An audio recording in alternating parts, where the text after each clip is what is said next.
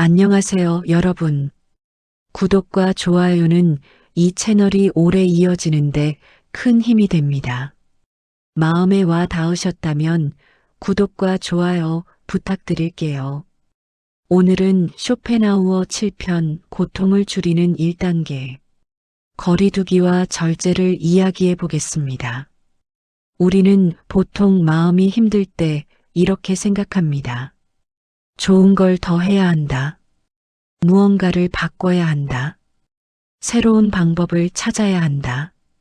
그런데 쇼펜하우어식으로 보면 고통을 줄이는 첫 단계는 의외로 반대입니다. 더하기가 아니라 빼기, 붙잡기보다 내려놓기입니다. 오늘은 시니어 분들의 현실에 맞게 어떻게 하면 덜 지치고 덜 흔들릴 수 있는지를 구체적으로 풀어드릴게요. 마지막에는 아주 단순하지만 효과가 큰 실천, 하루 루틴에 덜어내기 한 개 넣기를 함께 정리하겠습니다. 중년 이후가 되면 삶이 단순해질 것 같지만 실제로는 마음이 더 복잡해질 때가 많습니다. 이유는 크게 세 가지입니다. 첫째, 몸이 예전 같지 않으니 작은 변화에도 신경이 많이 쓰입니다. 둘째, 가족과 관계의 형태가 바뀌면서 책임과 걱정이 다른 모습으로 남습니다.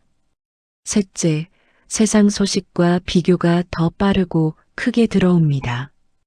예전에는 가까운 사람의 이야기만 듣고 살았다면 이제는 하루에도 수십 개의 뉴스와 소문과 영상과 광고가 눈앞으로 들어옵니다. 이런 환경은 우리의 욕망과 불안을 자꾸 자극합니다. 욕망이 커지면 고통이 커집니다. 불안이 커지면 고통이 커집니다. 그래서 오늘 7편의 핵심은 이겁니다. 욕망을 키우는 환경에서 한 걸음 거리두기. 거리두기는 차갑게 사람을 끊어내는 것이 아닙니다. 나를 살리기 위해 불필요한 자극과 부담을 줄이는 절제입니다. 쇼펜하우어는 인간이 고통스러운 이유를 욕망이 끝이 없기 때문이라고 설명했습니다. 그런데 욕망은 혼자서 저절로 커지지 않습니다. 욕망을 자라게 하는 토양이 있습니다. 그 토양이 바로 환경입니다. 소음, 과도한 정보, 과소비를 부추기는 분위기, 지나친 관계의 압박, 비교가 심해지는 모임, 걱정을 키우는 대화, 이런 것들이 욕망과 불안을 키웁니다. 그리고 욕망과 불안이 커지면 마음이 쉬지 못합니다. 시니어 분들에게 특히 현실적으로 와닿는 환경을 하나씩 짚어볼게요. 먼저 소음입니다. 여기서 말하는 소음은 단순히 귀가 시끄러운 소리가 아닙니다. 마음을 산만하게 만드는 모든 자극입니다. 하루 종일 켜져 있는 텔레비전 소리, 끊임없이 울리는 알림, 틀어놓고 보기만 하는 영상, 집안에서 계속 들리는 말과 잔소리, 누군가의 불평, 이런 소음은 사람을 피곤하게 합니다. 특히 집에 있는 시간이 늘어난 시니어에게 소음은 더 강하게 작용할 수 있습니다. 하루가 조용하지 않으면 마음이 정리될 틈이 없습니다.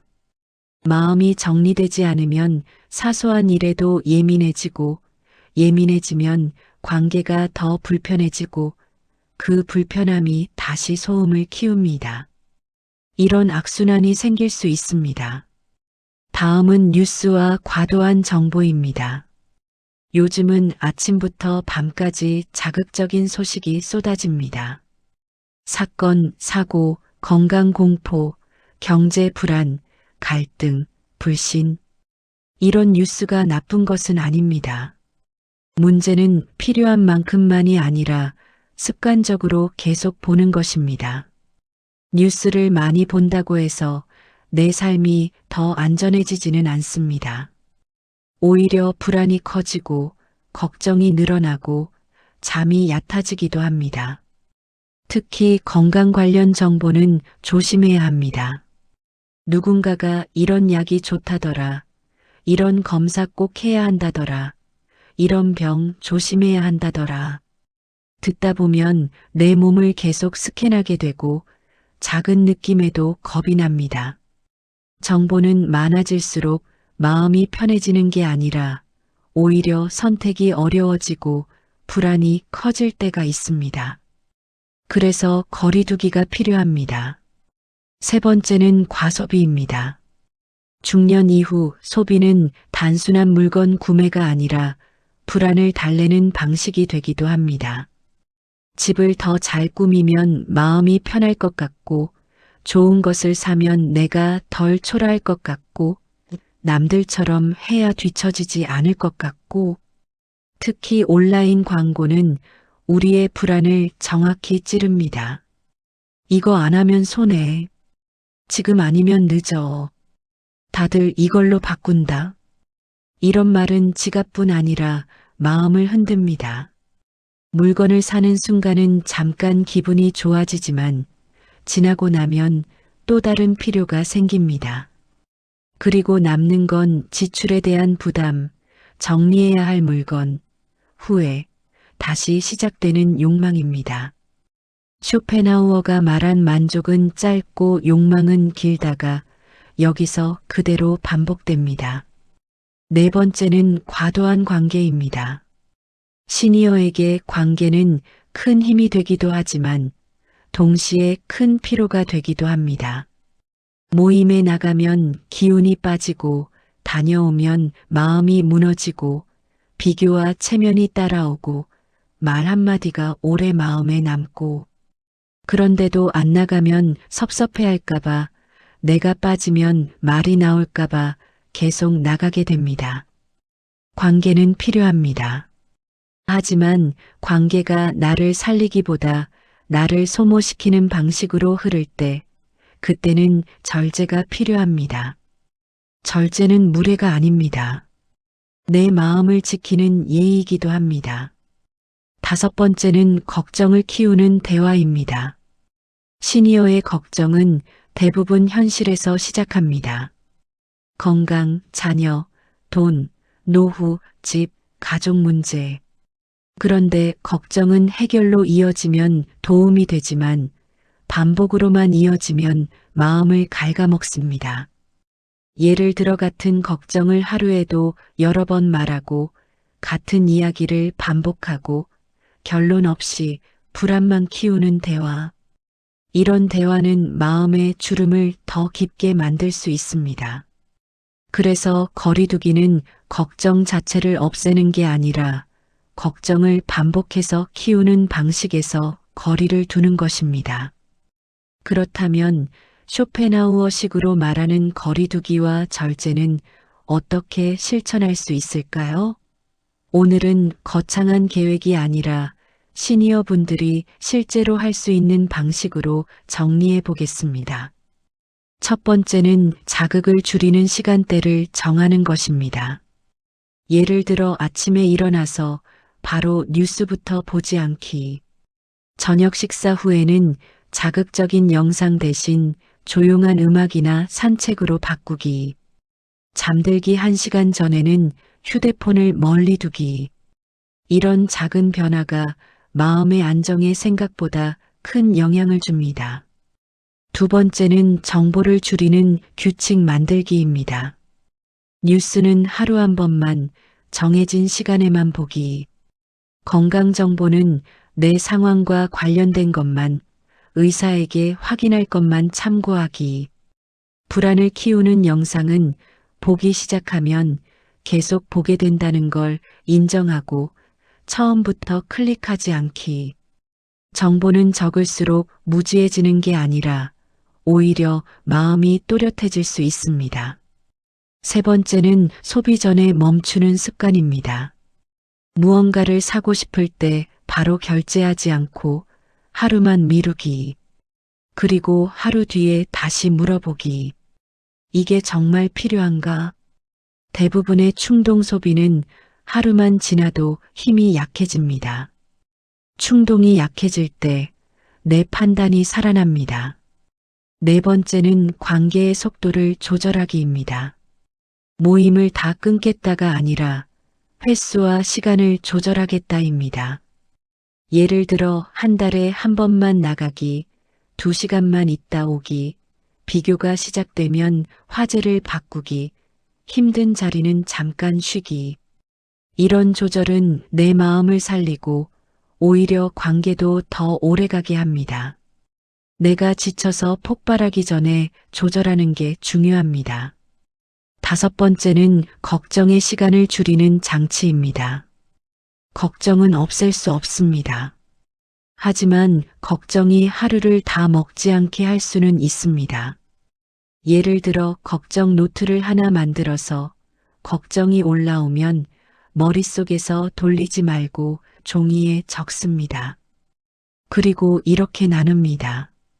지금 할 수 있는 것, 지금 할 수 없는 것. 지금 할 수 있는 것은 하나만 작은 행동으로 옮기고, 지금 할 수 없는 것은 오늘은 여기까지라고 선을 긋습니다. 걱정은 선을 그어야 작아집니다. 선이 없으면 걱정은 밤까지 따라옵니다. 그리고 이제 오늘의 핵심 실천으로 들어가겠습니다. 하루 루틴에 덜어내기 1개 넣기. 오늘부터 딱 한 가지를 덜어내는 겁니다. 중요한 건 대단한 변화가 아니라 매일 반복 가능한 작은 덜어내기입니다. 덜어내기는 3가지 중에서 하나만 선택하면 됩니다. 지출, 약속, 걱정 중에서 하나요.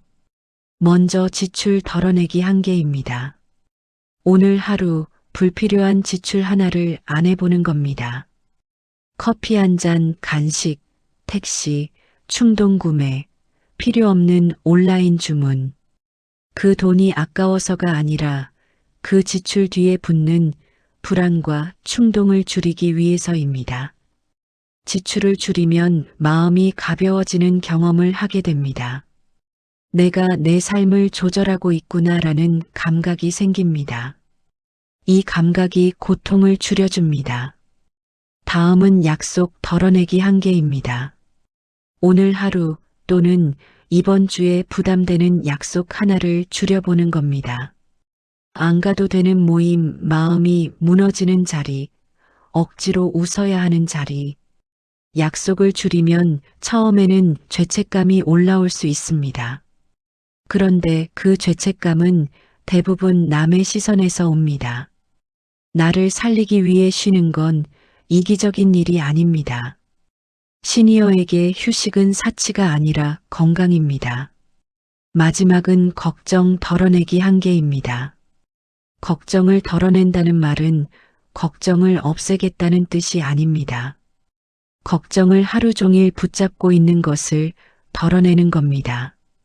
예를 들어 하루에 걱정 시간을 10분만 정해두고 그 시간에만 걱정을 적고 정리하고 그 외 시간에는 지금은 걱정 시간 아니다라고 말해보는 겁니다.